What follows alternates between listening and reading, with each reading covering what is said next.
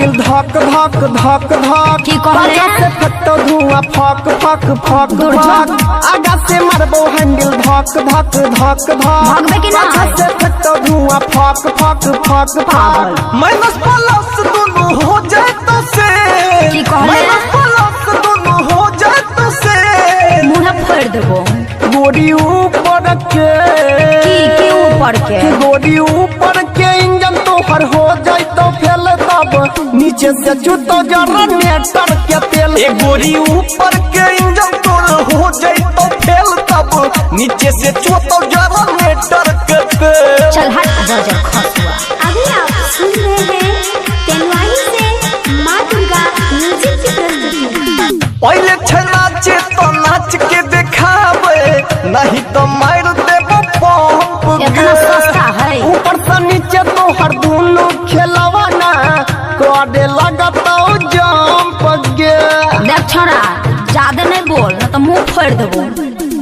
पहले हो नाचे तो नाच के दिखावे नहीं तो मार देबो पंप गे ऊपर से नीचे तोर दोनों खेलवा ना कोडे लगता जंप गे इतना सस्ता 5 है मिनट में तू हो जाए बेरे 5 मिनट में तू हो जाए बेरे भागबे कि नहीं तो से गोड़ी ऊपर के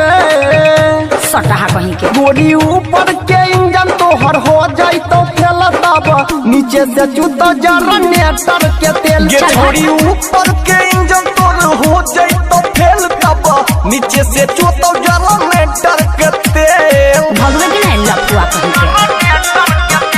अभी आप सुन रहे हैं तेलवाई से माँ दुर्गा म्यूजिक की प्रस्तुति। एला नेता के हमरा रहलो ने जाइयो देखी के तोहर सामान गे खराब हो गया यादविया नील और विजय चौहान के तोरे पछौ सुन ध्यान गे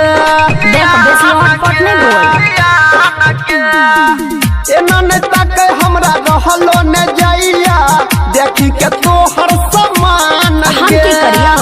अनिल यादव और विजय चौहान के तोरे पछौ सुन ध्यान गे कहै छो पंकज आगे है तो झमे